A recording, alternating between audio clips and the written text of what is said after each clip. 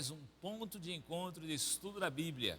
A cada sábado, nesse mesmo horário, nesse mesmo canal, nós abrimos as Escrituras Sagradas para dar a oportunidade de você de conhecer a cada sábado um tema novo, um estudo novo e juntos conosco discutirmos a esse respeito. Você a cada sábado também é muito bem-vindo. Já sabe que nós estamos na segunda temporada de 2019 e hoje é o nosso 11º encontro. E esse encontro, a cada sábado, usa um guia de estudos. E o guia que estamos usando, você também já conhece. A lição da Escola Sabatina é produzido pela Casa Publicadora Brasileira. Hoje mesmo, o tema que nós iremos discutir, iremos abordar, já está disponível no site da Casa Publicadora Brasileira, www.cpb.com.br, e você pode acessar, você pode continuar nessa discussão e participar de uma forma mais ativa, porque com o tema nas mãos será mais fácil para você. Além disso, nós também lhe damos a oportunidade de participar presencialmente dessa discussão. Em cada sábado nós temos várias igrejas adventistas espalhadas aqui em Aracaju, em Sergipe, no Brasil e no mundo, que estão discutindo essa mesma temática. Você pode se dirigir a uma dessas igrejas e pode identificar uma igreja próxima ao local onde você se encontra no site www.igrejas.adventistas.org. Lá você vai ter as instruções para encontrar uma igreja próxima a você. Nós estamos na Rua Lagarto, número 1010, e você também é nosso convidado. Para o estudo de hoje, nós trouxemos dois amigos que vocês já estão acostumados a acompanhar nos encontros semanais que nós transmitimos neste canal, e nós queremos que vocês tenham agora um contato mais direto com eles. Olá, pastor Nelson, olá, Vera, sejam bem-vindos a esse encontro. E também muito obrigado por aceitar o desafio de participar conosco. Vera é psicopedagoga, não é isso, Vera? Também está cursando o bacharelado em psicologia, atua no Ministério da Criança, mas principalmente no Ministério da Mulher. Vera, uma saudação para os nossos amigos internautas. Um feliz sábado a todos os nossos queridos internautas. Ok. Pastor Nelson também acostumado já, vocês que estão nos acompanhando pela internet, acostumados a ouvi-lo. Nosso pastor já esteve no Amazonas, já esteve em Rondônia. Onde mais, pastor? Fala para a gente, Fortaleza. Né? E hoje, nosso pastor. Uma saudação, pastor. Olá, é muito bom estar de volta aqui no programa onde estudamos a Palavra de Deus.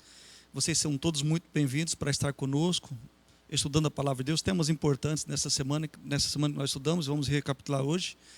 É muito bom estar com vocês e é muito bom participar aqui desse momento juntos, onde podemos expor a Palavra do Senhor. Mais uma vez, nossa gratidão por aceitar o desafio, Nelson, pastor Nelson e também Vera. Nós vamos iniciar o estudo, né, Carlinhos? Vera, você faz uma oração com a gente, para a gente iniciar o estudo? Pai querido, eterno Deus que estás nos céus, estamos aqui, Senhor, que vamos estudar a Tua Palavra. Te suplicamos que fale ao nosso coração, que o que o Senhor deseja para nós. Amém. Te pedimos que abençoe também a cada pessoa que está nos assistindo agora. Amém. Que as Tuas bênçãos recaiam sobre eles e que eles sintam o Seu amor, a Sua proteção para com eles. Abençoe a todas as pessoas enfermas, abençoe as crianças, Amém. aos jovens, Amém. aos Teus filhos, Senhor. Amém. Isso te suplicamos em nome de Jesus. Amém. Bom, nós estamos no nosso 11º encontro na segunda temporada em 2019. Nessa segunda temporada, nós estamos estudando as estações da família. Mas hoje, Carlinhos, o que é que a lição da Escola Sabatina, o que é que esse guia de estudos traz para nós? Hoje traz um tema bastante interessante, porque parece que ele amplia o conceito de família e ele não nos prende apenas ao conceito da família consanguínea, família de sangue, mas ele traz a questão da família de fé. E para analisar a questão da família de fé, ele ele traz como pano de fundo as questões culturais, ou seja, o ambiente em que a família está exposta ou está inserida. Então, nós temos a família de sangue e temos também a família de fé. E essas famílias, as famílias expandidas, elas vivem num contexto.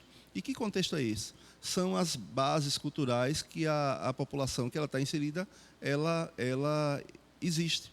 Então, as influências, as influências que a família sofre nesse ambiente cultural. Mas o mais importante que eu acho que a gente precisa começar a analisar é ter a ideia de que, como cristãos, toda a nossa base de análise cultural deve ser feita baseada à luz da palavra de Deus. Então, qualquer comentário que façamos aqui, nós vamos analisar as influências e a troca de influência entre família e igreja, aliás, família e sociedade, família e cultura, todas elas à luz da palavra de Deus. A lição traz esse pano de fundo. Esse processo tem, no funcionamento do corpo humano, eu penso que uma alegoria que é bem, assim, pode trazer uma comparação excelente, que é o processo da osmose, né?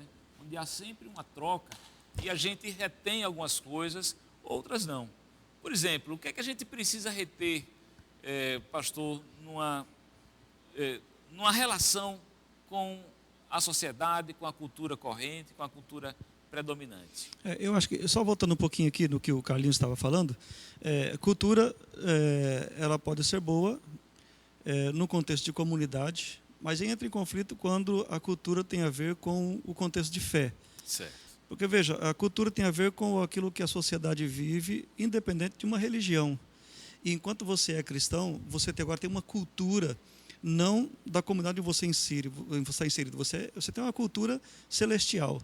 E aí que vem a palavra de Deus. Certo. Então, veja, eu devo viver a minha cultura até o ponto em que essa cultura não sobreponha aquilo que a palavra de Deus me diz como cultura de cristão. Então, pastor, eu acho que o que o senhor está querendo dizer é que as famílias cristãs enfrentam os desafios culturais o tempo todo. Exatamente. Na verdade, porque a cultura da família cristã, ela, como eu falei no início, ela tem que se basear à luz da palavra de Deus. Como o senhor bem traduziu, é a cultura celestial. E nem sempre ela está em consonância com a cultura, digamos assim, a cultura do nosso país. A cultura predominante. A cultura predominante, a cultura corrente. local. Não é, Vera? Então, veja, como o senhor falou, como conciliar essas coisas? É possível conciliar a cultura celestial com a cultura, digamos, com a cultura brasileira, que é a cultura que nós estamos inseridos? Não é? Como a família de fé vai trabalhar essas questões de forma que não traga prejuízos à sua vida cristã? É por isso que nós temos o guia dos guias, que é a palavra de Deus. É aqui que nós nos baseamos. Verdade. Como é que nos portamos com essas duas culturas, a cultura de fé e a cultura da nossa comunidade. E mesmo a gente precisa ver a cultura do outro com muito amor, com muito carinho. Muito importante também. Enxergar o outro como o outro é e não como eu quero que o outro seja. Então, isso não é fácil, porque muitas vezes a gente quer que o outro seja como a gente quer. Sim. E nós que já moramos em vários locais, em várias regiões, vários estados, cada lugar que a gente chega existe uma cultura que a gente precisa aprender, a compreender, a estar inserido ali dentro dos nossos princípios bíblicos. E amar e ser E amado. amar né? e ser amado. Amar e ser amado. Aceitar o outro como o outro E é. também ser aceito, né? E ser Isso aceito. também. Penso importante. que nós já estudamos em lições anteriores e é bom a gente lembrar que para se conviver em família de forma harmônica, é preciso que haja essa questão do respeito, não é?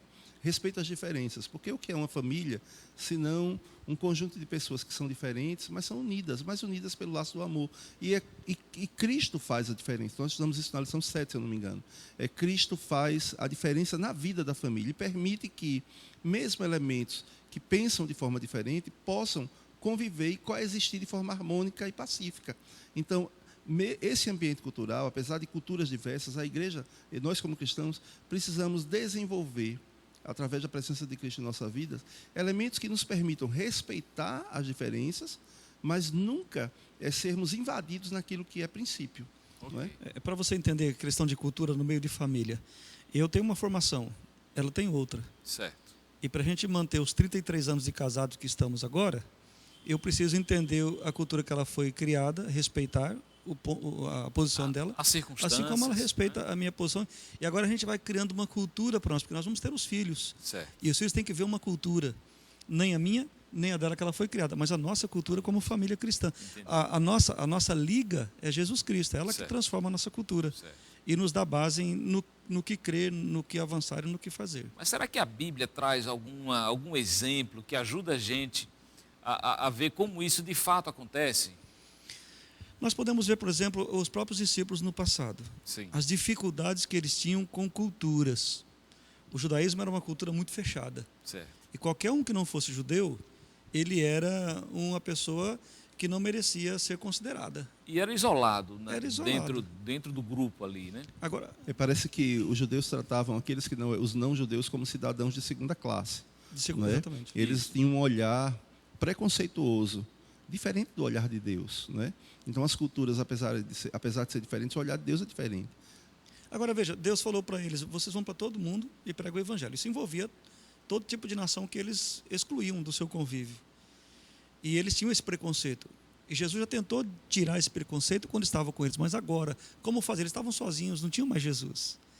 Então, a Bíblia tem uma história interessante sobre isso, que Deus mostrou para Pedro, numa visão, o que ele tinha que ver com relação à cultura diferente. Certo. Porque da mesma fé que Pedro tinha, pessoas que faziam parte de uma nação que ele acreditava que era de segunda classe, que eram pessoas que não Sim. mereciam a bênção de Deus, Sim. estava vivendo a mesma fé, a mesma experiência que ele tinha, e crendo no mesmo Deus. E ele, por causa dos seus olhos de uma cultura fechada, acreditava que esse povo não merecia ter a bênção que ele estava tendo. Então Pedro estava com fome, diz a Bíblia, lá em Atos capítulo 10, e ele subiu acima para orar, já era meio-dia, e então Deus fez descer um lençol com todo tipo de animais imundos, que Pedro, como judeu, não comia. Sim. E a voz dizia assim, Pedro, mata e come. E ele disse, não, eu não vou comer nada comum, imundo, eu nunca comi essas coisas imundas na minha vida. Então Deus dizia na visão, não considere imundo o que eu purifiquei. Certo. Então Pedro não entendia. E até no final dessa experiência de Pedro, ele admitiu, né, que Deus me ensinou através dessa visão que eu não devo fazer acepção de pessoas. Eu quero ler isso aqui na palavra de Deus. Sim. Aqui em Atos capítulo 10, o verso 34 e o verso 35, porque isso é importante para a gente ver aqui na palavra de Deus esse contexto, porque aqui é a nossa base, né? É a Bíblia, a palavra de Deus. Qualquer um poderia pegar esse texto e tentar trazer por um tema que não tem nada a ver, tipo alimentação ou coisa, mas a questão é que nem a alimentação. Então, Pedro deixa claro aqui no verso Qual 34. texto? Atos 10, 34 e 35. Ok, nós vamos aguardar só 2 minutinhos, porque o internauta que está nos assistindo, ele precisa pegar a sua Bíblia e abrir, encontrar o texto, né, para a gente ler juntos. Então você que está nos assistindo agora, convidado a pegar a sua Bíblia, abrir o texto, por favor, a referência. Atos capítulo 10, verso 34 e o verso 35. Atos capítulo 10, versos 34 e 35. Então, pastor. Então diz assim a palavra de Deus. Então falou Pedro dizendo, reconheço por verdade que Deus não faz acepção de pessoas. Pelo contrário, em qualquer nação, aquele que o teme e faz o que é justo lhe é aceitável. Essa foi a lição que Deus ensinou para Pedro naquele momento. Pedro teria que pregar o evangelho a gente que ele considerava que não era digno de receber a salvação que Deus havia oferecido. Então é um princípio, né, Carlos? Pois não há parcialidade quando se trata do evangelho. Não é? O evangelho é aceitável a todos e ele transcende as culturas, ou os ambientes culturais. Porque nós temos a nossa cultura, a cultura brasileira.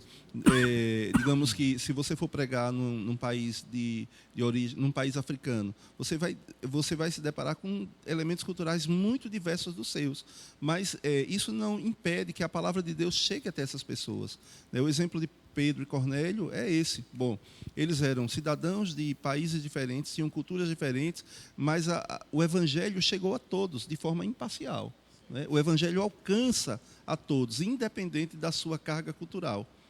E a gente não pode deixar que a nossa cultura crie uma barreira diante dos outros. Ok, certo. Nós devemos olhar com amor, o amor de Cristo, e não podemos, então, deixá-los isolados, mas com o nosso amor, o amor que vem de Cristo, o amor que Cristo põe em nós, e nós devemos aceitar o outro como ele é. Ô Vera, né? será que eu posso dizer que o Evangelho não conhece castas, Não. nem culturais, nem sociais? Nem sociais. Porque o que às Nem vezes, cor, nem raça. nem raça. O que a gente está discutindo aqui é a questão de que o Evangelho transcende todas as barreiras que o homem pode criar.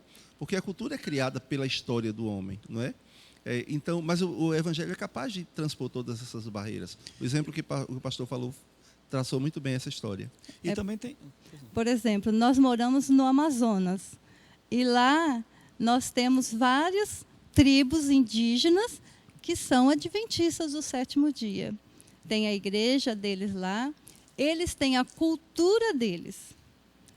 E dentro da cultura deles, que nós não podemos intervir, mas eles conheceram a palavra de Deus, eles aceitaram a palavra de Deus, aceitaram os princípios bíblicos, que isso não tem negociação, mas continuaram com a cultura deles.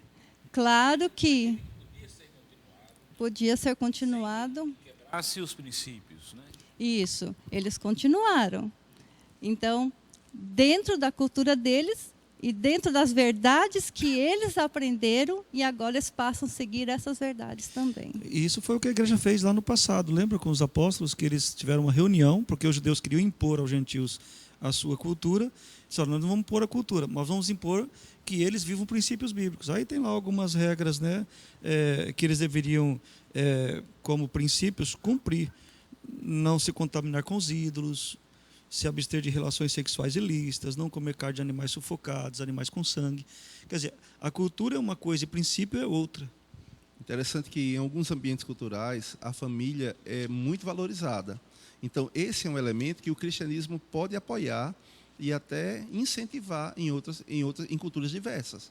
Não é verdade? Então, existem elementos da cultura que são compatíveis com os ensinos da palavra de Deus. Então, esses elementos da cultura compatíveis com a palavra de Deus, como o fortalecimento de vínculos familiares, como, por exemplo, aqueles que trabalham com muçulmanos, não é uma cultura cristã, mas eles têm hábitos alimentares compatíveis com a palavra de Deus. Isso precisa ser trabalhado também, incentivado também. Eles não são, digamos assim, não são agressivos ao cristianismo, né?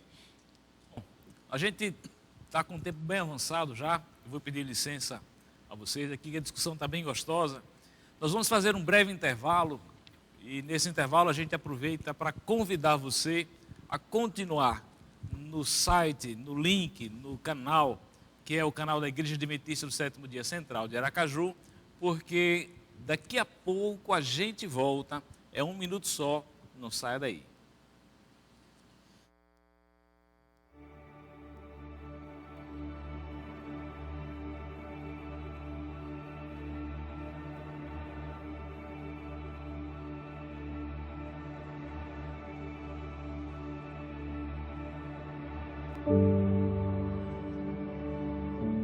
A vida está cada vez mais intensa. As pessoas não sabem para onde vão. Tem perguntas, mas não tem respostas.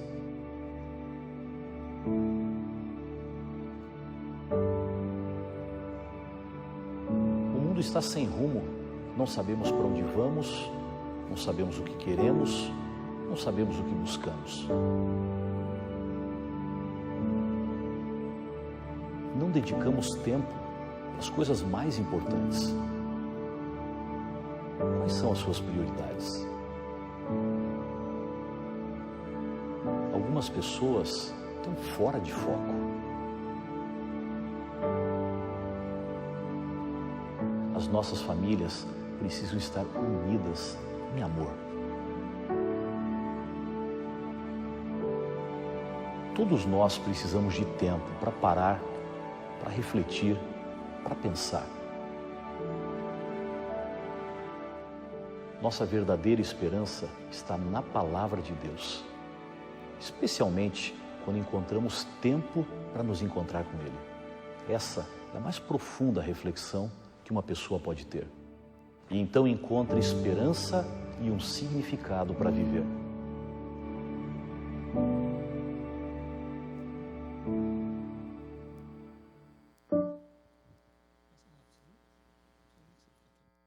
Obrigado porque você continuou neste que é o canal da Igreja Adventista do Sétimo Dia Central de Aracaju nas redes sociais. Nós estamos no segundo bloco deste que é o 11º ponto de encontro na segunda temporada em 2019. Você que tem nos acompanhado sabe que nós estamos estudando as estações da família e hoje, especificamente, nós estamos tratando sobre famílias de fé.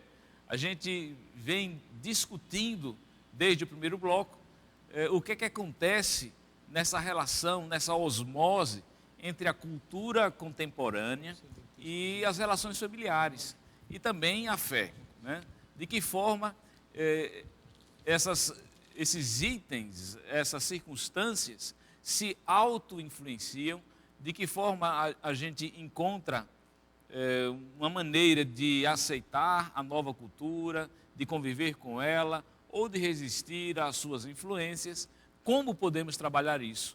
Já vimos, por exemplo, Carlinhos, a questão de Pedro, né, no seu relacionamento com Cornélio e o que foi colocado ali, que na visão de Pedro, ele afinal acabou descobrindo que não havia ninguém pior do que ninguém, todos eram iguais. Não há barreiras para que o Evangelho não possa superar. Não é? Exatamente. Então, nós estamos aqui tratando da questão cultural, de que nós vivemos um mundo, o nosso mundo contemporâneo é um mundo onde esse peso da cultura é muito grande e às vezes separa as pessoas, não é?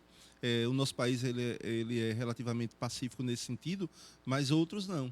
Há elementos culturais que de fato separam as pessoas, não é? E isso, as pessoas às vezes são separadas por nacionalidade e isso causa muita intriga, muita briga, muita guerra. Entre judeus, né? Isso era muito forte entre os judeus. Ainda é. Ainda é. E outros elementos, outras nações ainda têm isso muito forte. Mas o que nós vimos até aqui foi que o cristianismo ele transcende a cultura. Okay. Ele alcança todos, ele tem um poder de ramificação que vai a todos. Deus não é parcial. Okay. Né? Ele não faz acepção de pessoas. Não faz acepção de pessoas. E é interessante notar que Deus é tão maravilhoso que ele tem uma humanidade pecadora vencida pelo pecado e condenada à morte. Então, o que Deus faz? Para proteger a família e viver uma cultura celestial, uma cultura divina, ele tira uma família e separa essa família, diz que dessa família todas as famílias da terra serão abençoadas. É verdade. Porque Deus quer colocar um princípio divino para ajudar as famílias, em meio à cultura, a sobreviverem às culturas que são negativas espiritualmente. Posso fazer um adendo, pastor, aí? Como a gente está tratando de famílias, e aí entra agora uma questão cultural também, a nossa cultura hoje ampliou o conceito de família. Mas o conceito de família que Deus traz, desde o princípio, desde o Éden, o conceito de família criado no Éden por Deus foi homem e mulher. Então, isso é importante a gente pontuar, porque esse elemento ele vai contra a cultura atual, que amplia o conceito de família. Então, quando o pastor fala que essa família foi criada por Deus para a proteção da própria sociedade, a família que Deus criou e que até hoje não houve mudança, porque os conceitos de Deus, os princípios de Deus não mudam, é a família homem e mulher. Pois não, pastor? Eu estava conversando com a minha esposa, ela tem até um texto aqui, para mostrar que ideia Deus tinha do propósito pelo qual estabeleceu uma família com um princípio divino. Está em Gênesis 18 e o verso 19. Ok, Gênesis capítulo 18 e o verso 19. A gente vai dar um tempinho para os nossos amigos acompanharem, leitura, né? Viu, Vera? Então, qual é o texto?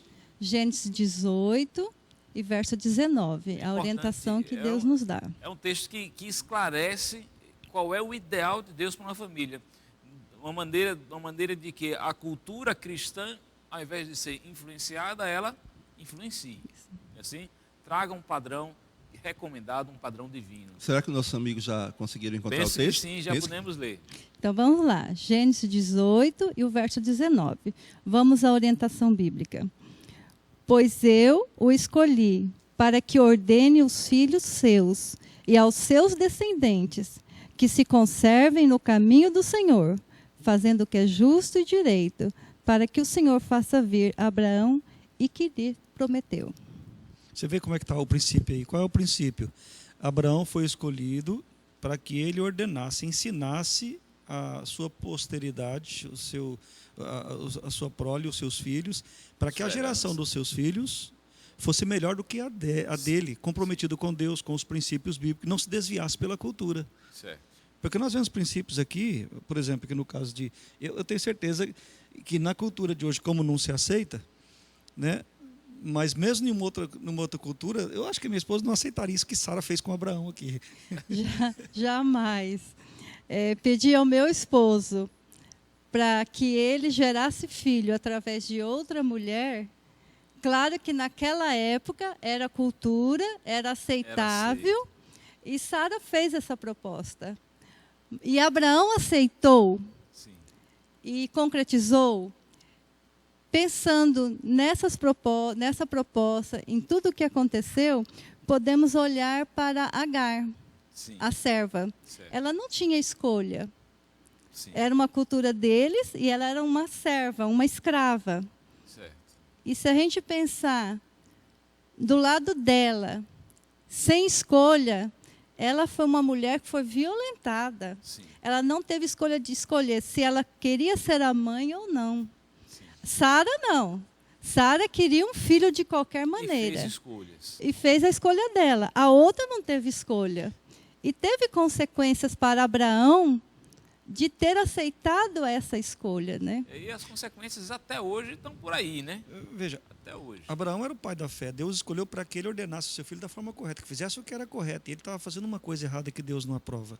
Verdade. Houve um grande sofrimento, né? Porque, veja, Agar, ela agora cresceu para cima de Sara, né? Eu era serva, agora eu sou mãe do herdeiro. Sim.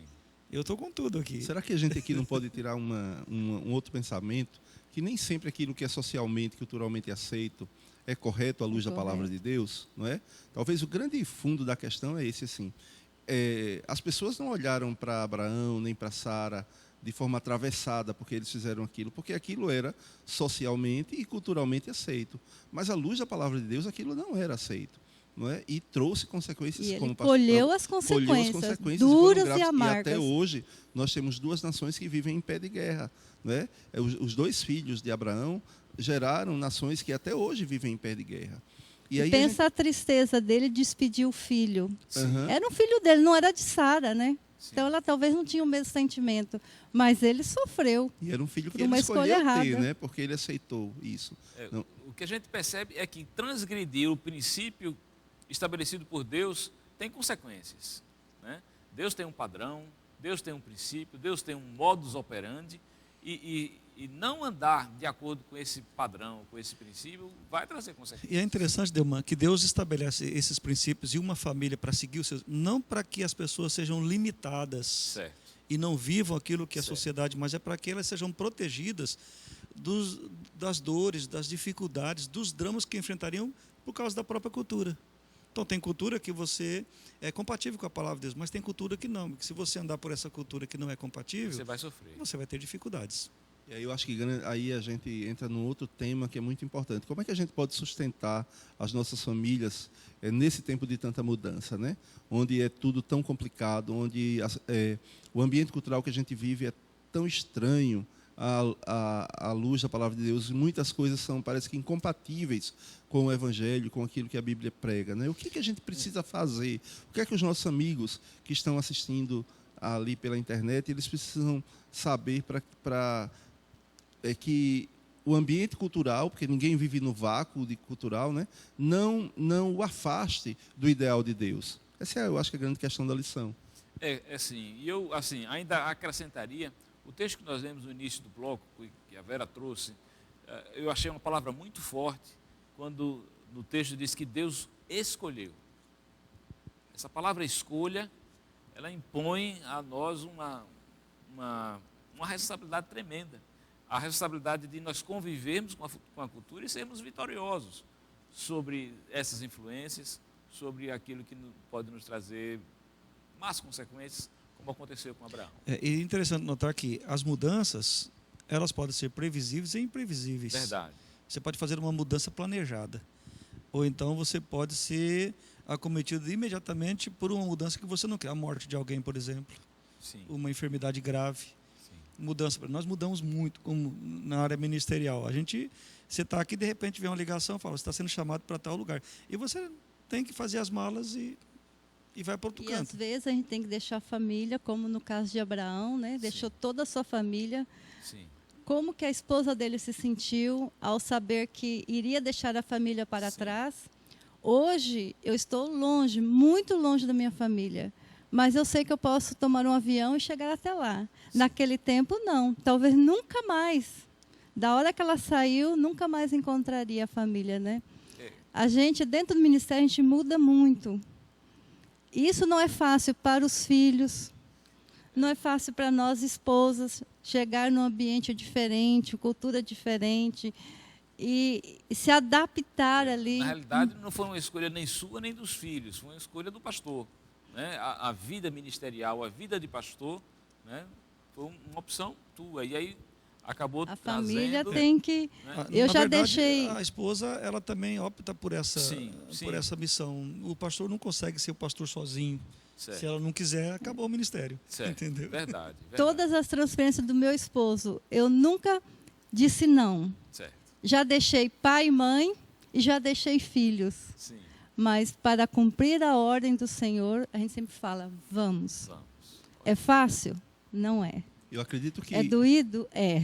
Acredito que nessas mudanças vocês são expostos a ambientes culturais diversos, diferentes, que às vezes até estranhos, né? Porque tem elementos culturais que são estranhos aos nossos pensamentos. E alguns são compatíveis com a palavra de Deus, outros não, né? E como reagir a essas mudanças e como sustentar a família, principalmente as crianças, né? Que vão crescendo em ambientes culturais tão diversos, como fazê-las entender que não podem abrir mão de princípios a despeito da cultura que eles estão convivendo. Qual foi a experiência de vocês? Porque cada lugar que vocês chegam tem uma diferença. Alguns hábitos são bons, você pode assimilar para o cristianismo, outros não, não é? E aí vocês estão ali com crianças, com adolescentes. Qual é o que se pode fazer, vocês que passaram por essa experiência, para que o ambiente cultural não contamine, digamos assim, a integridade espiritual dos filhos? Bom, não só pelo ambiente cultural, mas também pela própria mudança em si, o que nos sustenta é a fé firmada em Deus. É para onde estamos indo. Porque nós não estamos buscando coisas melhores aqui na Terra, nós estamos buscando a eternidade. Então, para nós, as mudanças, elas fazem parte de um contexto de serviço onde a gente vai marchando para a Canaã celestial.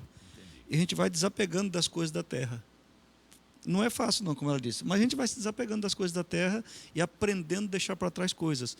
O que faz isso não é a nossa vontade de crescer, de conquistar, mas é a vontade de que façamos a vontade de Deus e Deus seja presente na nossa família.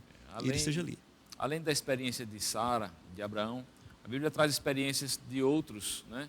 Daniel, Sadraque, Mesaque, Abednego, Esther, a rainha, que judia, acabou subindo ao trono, né? ou a parceria do trono da Síria, com Assuero, né? Da Síria. E o seu tio, né? A maneira como ele tratou essa mudança na vida de Esther também, eu acho que dá para a gente um bom exemplo, né? Que ele colocou Esther lá na corte, mas não esqueceu, ele não largou ela lá, não é assim? E ela, uma menina sem pai, sem mãe, não Sim. teve a orientação dos pais, né? Sim. Foi criada por um primo. Sim. E talvez numa casa bem humilde, Certo. com os amigos humildes, e de repente ela passa a ser a rainha nos palácios. É a mesma coisa hoje de uma pessoa, uma mulher que sai talvez de uma favela ou de um bairro bem humilde e vai ser a esposa do presidente. Entendi. E tem todo um protocolo a cumprir. Certo. E ela vai ter que aprender. Sim. E no caso de Rainha Esther, ela tinha sim os protocolos, Sim. mas ela nunca deixou os princípios que ela aprendeu lá na casa do primo dela. E essa é uma experiência de que as mudanças nem todas são ruins. Você pode pegar uma experiência ruim de Abraão saindo, deixando a família, deixando todo mundo para trás, Você pode pegar a própria experiência de Sadraque, Mesaque e Abednego, que eles foram forçados, foram como Sim. escravos, Situações- apesar de que Deus transformou a situação dele em bênção, porque eles não foram como escravos lá nos cantos, eles foram pessoas importantes nos 3 reinos, Babilônia, Medo-Pérsia, né?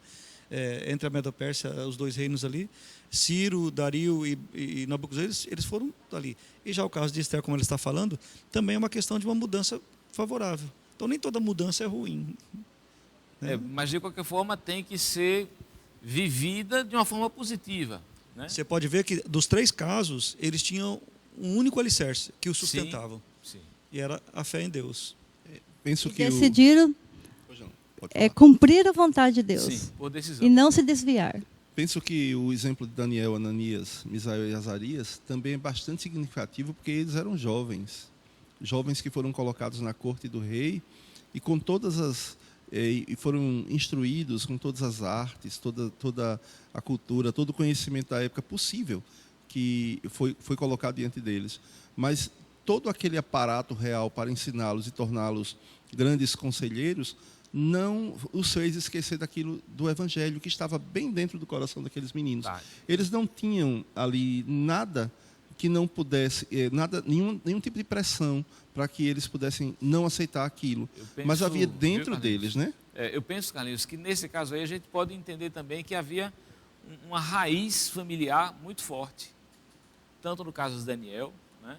Sadraque, Mesaque, Ananias, Misael e Azarias, quanto no caso de Abraão e Sara, né?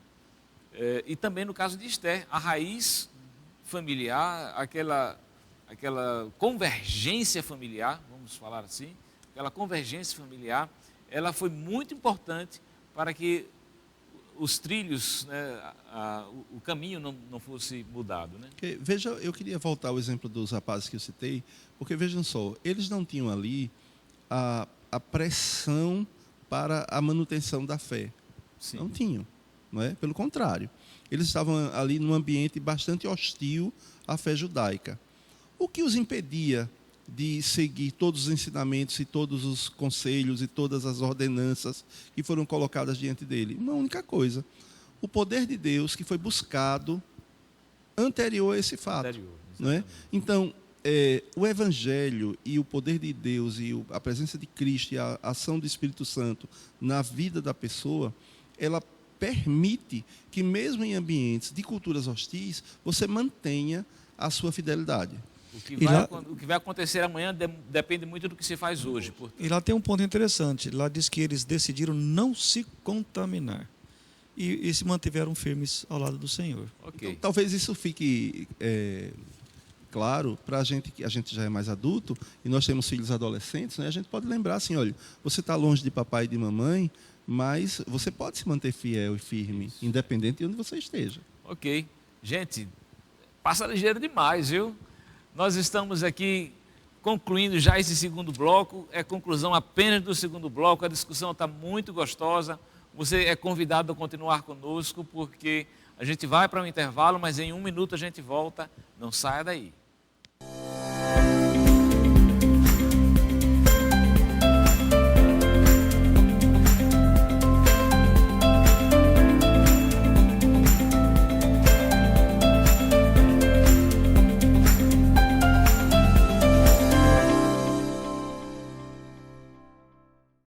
A educação é um tema tremendo que muitas vezes rouba o nosso sono, especialmente quando eu tenho que tratar sobre disciplina. Quando eu tenho que disciplinar o meu filho, mas afinal de contas, para que serve a disciplina? Que objetivo ela tem?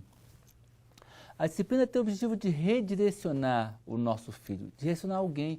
Alguém que devia ir para lá e está indo para o outro lado, você redireciona, trazer de volta para o caminho. É para isso que ela funciona. Para que tudo isso?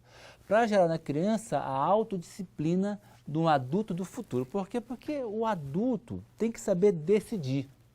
E a criança tem que aprender ao longo da vida a como analisar a situação, verificar o contexto, tomar possibilidades de decisões e então decidir com segurança. Para isso, você como pai, precisa ensinar para ele que cada ação gera uma reação, que tudo isso traz consequências, boas ou ruins, depende de como eu decido na minha vida. Então, É desafiador? É, mas é necessário educar o nosso filho, ensiná-lo para que ele possa ser abençoado e abençoar os outros com a sua vida. Um forte abraço, vai lá. Tarefa é difícil, mas vai dar certo. Tchau, até a próxima.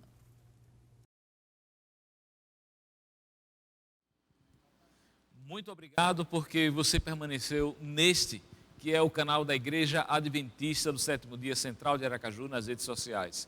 Muito obrigado por sua audiência, muito obrigado por estar atento à nossa discussão que nós estamos trazendo aí, tendo como guia de estudos a lição da Escola Sabatina. Muito obrigado porque você tem participado também através das suas manifestações, pedindo oração, a gente percebe a cada sábado, a cada encontro, os amigos internautas se manifestando, dando opinião sobre a discussão e também apresentando as suas questões, perguntas e têm sido atendidos. Muito obrigado porque a sua fidelidade nos motiva a continuar este projeto, a continuar esse trabalho e você é o grande motivo da gente estar aqui se dedicando à preparação desse material. Nós estamos no terceiro e último bloco do encontro de hoje. Nós estamos tratando das famílias de fé. Já falamos de Sadraque, Mesaque, Abednego, Daniel, Esther. Já falamos de Pedro, de Abraão, de Sara. Salomão também entrou na história, a gente não citou, mas as dificuldades que ele teve por não seguir o padrão bíblico oferecido por Deus. Mas, pastor, é natural que nas famílias de fé as gerações se sucedam e muitas vezes isso provoca um desgaste naquilo que se tem como padrão inicial. Não porque o padrão diminuiu, mas porque essa transmissão de pai para filho, essa sequência, nem sempre consegue ser cumprida com fidelidade. Veja, o Carlinhos terminou o bloco anterior falando sobre a preocupação dos pais com adolescentes. Os pais têm muito o que fazer na educação dos filhos para a geração posterior. Essa era a base de Deus para a família, que os pais educassem. O problema é que nós nos envolvemos tanto com a cultura que princípios bíblicos deixam de ser evidenciados na vida do próprio pai e da própria mãe como exemplo para os filhos de reverência e temor para com Deus. Okay. E aí vai se perdendo, se misturando princípio com cultura, a ponto de que a cultura sobrepõe ao princípio e o princípio deixa de ter valor.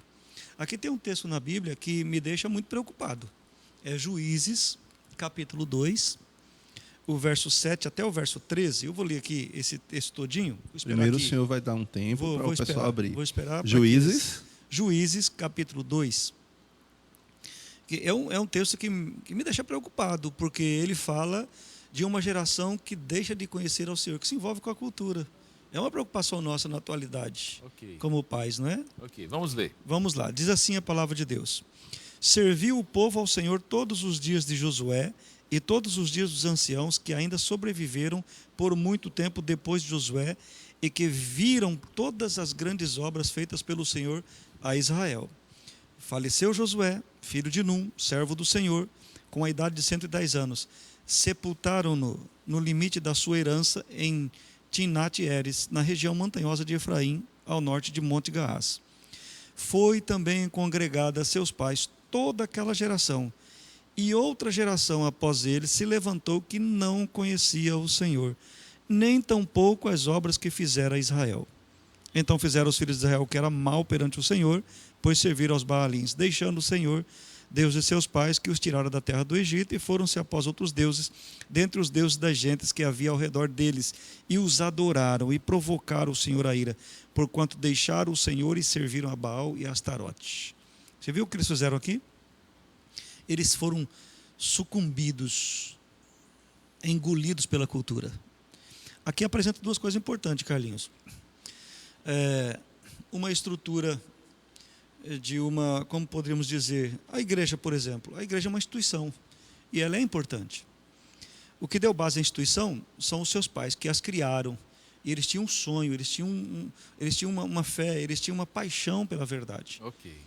E isso vai se perdendo ao longo dos anos, certo, quando esses pais eles vão falecendo, eles vão morrendo, e os outros não conseguem assimilar a mesma paixão, não conseguem assimilar a mesma visão, e eles vão deixando que a cultura vá engolindo os princípios. Eu penso que muitas vezes isso que é o amor, aquela chama inicial, aquele fogo inicial, acaba se tornando uma tradição, como se fosse um troféu passado de pai para filho, e aquele valor inicial de repente não se repete. Interessante que a lição da Escola Sabatina, ela traz uma pesquisa que diz que isso acontece em 2, 3 gerações, não é? E na terceira geração, digamos, de uma comunidade que prega ou que tem um determinado valor, ela já não defende os mesmos valores dos seus criadores, e elas podem até permanecer nessa instituição, mais pela força do hábito do que pelo aquilo que crê.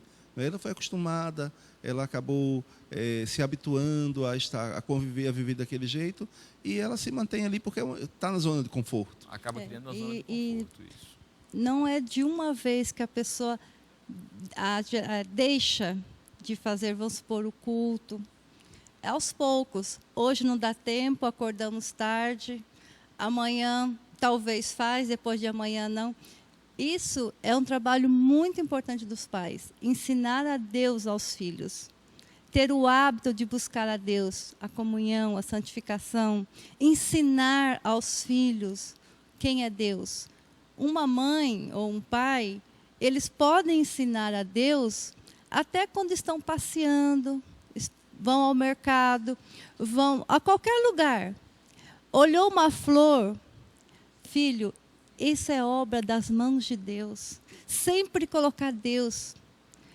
Vai comer uma fruta, olha que deliciosa essa fruta que Deus nos deu de presente, tão saborosa. A mãe tem um papel muito importante. Verdade. Na educação religiosa dos filhos, de ensinar a Deus, de levar seus filhos aos pés de Jesus. Deuteronômio capítulo 6 fala que você deve andar todos os dias, ensinar todos os dias, enquanto fala, no caminhar, no andar. O contexto é esse. No deitar é inculcar, não é? Isso. É colocar dentro da mente da criança e do coração da criança, do jovem, do adolescente, divinos, né? Os valores verdadeiramente cristãos. E a correria do dia a dia, a mulher saindo para o mercado de trabalho, isso fez com que as mães tivessem menos tempo de estar com os filhos. E o tempo que às vezes está junto é canseira, chega cansado do trabalho, problemas do trabalho, e acaba deixando de ter esse momento tão especial com os filhos. E uma coisa importante aqui é que nos lembra que Deus não tem netos, Deus tem filhos. Certo. O meu filho não é neto de Deus, é filho de Deus como eu sou filho de Deus. Certo. Ou seja, salvação não é genética, é de experiência pessoal. Eu não posso salvar o meu filho com a minha experiência que eu tenho com Deus, não posso salvar nem minha esposa com a minha experiência que eu tenho com Deus. É a experiência dela com Deus, a experiência do meu filho com Deus, a experiência da minha filha com Deus, é que vai fazer com que eles sejam salvos. E aqui vem, então, a responsabilidade dos pais. Ensinar os filhos a se relacionar com Deus. E só podemos passar essa experiência se nós temos. Nós temos essa experiência. Eles têm que aprender a ver Deus pelos próprios olhos deles. Mas cada pessoa precisa conhecer a Cristo por si mesma. Por si mesmo, seus próprios olhos. Eles têm que ver Deus. Ninguém vai salvar, a não ser Cristo que salvou a todos nós. E esse é o grande problema nosso, que a gente acha que porque eu sou cristão, eu vou para a igreja, eu tenho a Bíblia, até mesmo faço o culto em casa, que meus filhos estão salvos por isso. Não fico atento ao que acontece com eles no dia a dia, com as suas amizades, com o que está acontecendo. E não conseguimos perceber os sinais que eles nos dão de que estão fracassando na fé. Porque a gente está tão ocupado com coisas espirituais que achamos que está tudo certo. Nossos filhos já estão bem, já estão salvos, porque achamos que nós estamos no caminho certo. Então, assim, uma rotina de convivência com a palavra, uma rotina de relacionamento com Deus, de relacionamento com Jesus, pode ajudar, né, a transformar, a efetivar essa transferência de geração em geração, né? É verdade. Agora, é interessante que, se a gente for analisar isso à luz colocar como pano de fundo o mundo que a gente vive num mundo que, culturalmente, onde tudo é relativizado, não é? Então, até mesmo a experiência religiosa passa a ser relativizada. Bom, eu vou, isso eu quero, isso eu não posso. Então, cada um vai criando para si a sua própria religião, nos seus moldes, nos moldes que lhes convém. Certo. No entanto, a palavra de Deus não diz isso. A palavra de Deus fala o seguinte: olha, eu preciso colocar dentro de mim valores verdadeiramente cristãos, baseados naquilo que está na palavra de Deus. Eu preciso ensinar meus filhos a fazer isso também, e ele precisa fazer disso uma prática diária, porque senão ele também vai relativizar essa questão da vida cristã. Não é? E ele aí vai ser contaminado por uma cultura que não é a cultura celestial, conforme o pastor falou no primeiro bloco. Ficando normal. Isso. Carlinhos, você tocou num ponto que a gente precisa dar uma aprofundadazinha, porque é o que diz o texto aqui que nós acabamos de ler. Por que essa geração nasceu que não conhecia o Senhor? Quem foi que errou para que a geração não conhecia? Quem foi que deixou de falar de Deus? Quem foi que deixou de viver uma experiência com Deus para que essa geração que não conhecia o Senhor?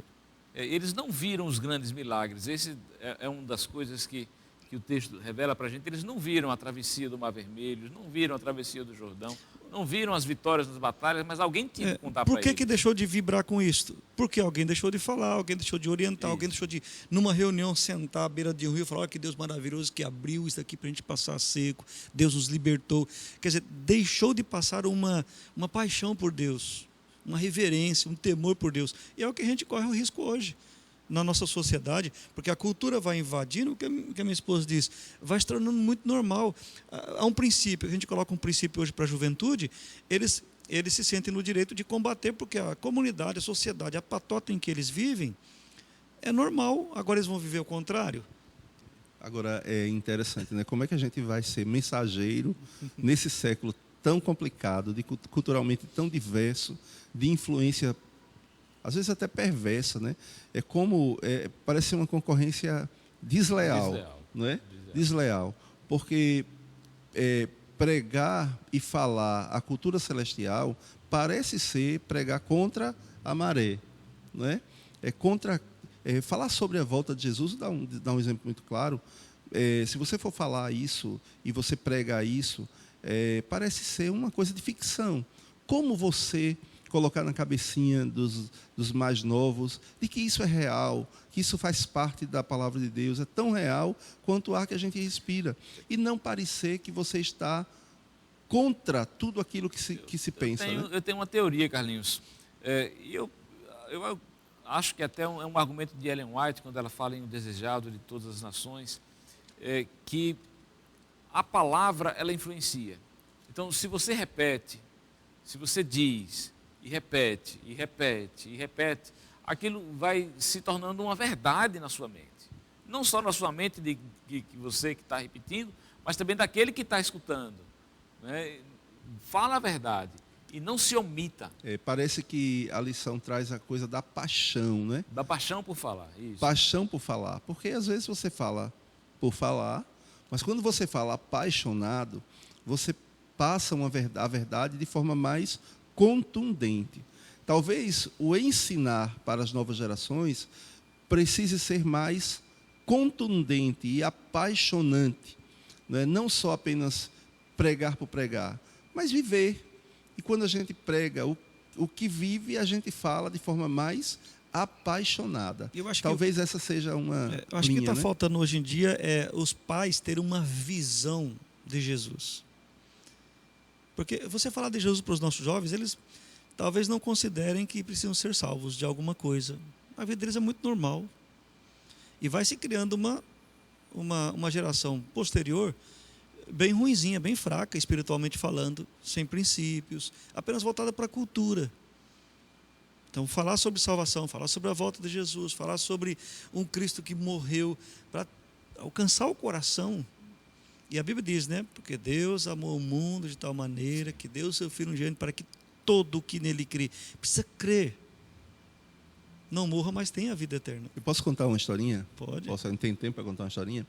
Essa semana eu fui convidado a assistir uma missa de Páscoa lá do trabalho. E eu achei muito interessante que na homilia o padre disse o seguinte, que ele tinha celebrado já 6 ou 7 missas naquele dia, e ia para a 7ª ou 8ª, não lembro bem. E ele aí chegou e ele foi na frente da igreja, tinha uma praça, e ele saiu, vou andar um pouquinho, ele começou a rodear a praça andando, não é? E lá na segunda volta ele encontrou um casal de adolescentes e achou que ele estava de cabeça baixa, e ele disse assim, e o casal que ele conhecia, né, de jovens aliás, chegou para ele e perguntou assim: padre, o senhor está pensativo? O que que aconteceu com o senhor? E o padre olhou para ele e disse assim: eu estou apaixonado. Ele disse que aquilo assustou, não é? Porque um padre, a doutrina católica diz que os padres não devem casar. E disse que assustou os jovens, né? E ele continuou de cabeça baixa e rodeando a praça. Ele disse que deu mais 2 voltas com os jovens do lado dele. E depois ele entrou na igreja. E ele disse assim: eu estou apaixonado por Jesus. E ele disse que isso produziu naquele casal um sentimento bom, né? Talvez a gente precise, para passar esse evangelho com a verdade que ele tem, ter essa paixão por Jesus, que outras pessoas também têm. Porque quando a gente prega com paixão, não é? A gente prega de uma forma mais, como já falei, contundente. Parece que a verdade se faz mais verdade, né? E convincente. E talvez essa paixão por Jesus esteja faltando em nós como pais. E por isso os filhos não conseguem ver essa paixão que nós deveríamos ter. E essa verdade não é tão verdade. Ela passa a ser relativizada, porque a cultura relativiza as verdades bíblicas. Eu preciso interromper agora, porque o tempo está passando ligeiro demais. Eu queria convidar o pastor a dar um recado aí, um apelo, uma mensagem para os amigos internautas. Fala direto para a câmera. Ok. Eu e você vivemos inseridos numa sociedade. A nossa sociedade tem as suas culturas. E nós podemos viver a nossa cultura e não nos alienarmos dela, desde que essas culturas não interfiram na nossa crença, na nossa fé, no nosso relacionamento e na nossa expectativa e experiência de uma vida melhor com Deus. Porque Jesus prometeu voltar para nos levar para a pátria celestial. Temos que aprender a viver essa cultura celestial aqui na terra. Então, cuidar, à luz da palavra de Deus, não no que diz as pessoas, mas de uma experiência real sua com Deus e com Jesus Cristo, basear na palavra de Deus aquilo que você deve viver na sua comunidade, sem ser agredido por ninguém e sem agredir ninguém. Que Deus te abençoe, que você possa buscar a luz da palavra de Deus, como viver uma vida feliz aqui nessa terra com a sua família, inserido na sociedade, na comunidade em que você vive. Nós encerramos esse 11º encontro na segunda temporada de 2019 dos estudos da lição da Escola Sabatina, gratos a você porque você esteve na conexão deste canal, gratos a você por sua atenção à nossa discussão, gratos ao pastor Nelson, a sua esposa Vera, gratos a Carlinhos, gratos também a toda a equipe da multimídia que organizou e preparou o ambiente para que a gente pudesse estar prontos, preparados para esse momento. Muito obrigado a você, muito obrigado ao pastor Nelson, muito obrigado a Vera, Carlinhos e a equipe. Vocês realmente são dignos de aplausos. Muito obrigado por todo esse trabalho. Nós encerramos esse encontro então com uma oração, né? Pastor Nelson, você dirige a oração? Senhor, nosso Deus e Pai, nós te agradecemos por esses momentos que passamos juntos aqui, estudando a Tua Palavra. Nós estamos vivendo inseridos numa comunidade que tem as suas culturas, mas também, ó Deus, somos chamados Teus filhos e temos a Tua Palavra que nos apresenta uma cultura divina. Nos ensine como família a nos mantermos ao Teu lado, amando as pessoas que estão ao nosso redor, respeitando as suas culturas e, através desse amor e respeito, ajudando-as a ver um caminho melhor que as conduz à felicidade, à segurança e à vida eterna em Cristo Jesus. Amém. Obrigado por nos revelar as Tuas palavras. Nós pedimos que o Senhor abençoe todos aqueles que estão aqui ligados conosco, assistindo, ouvindo, também participando desses estudos. Eu te agradeço por Jesus Cristo. Amém. Agora você fica com um culto divino. Que Deus te abençoe.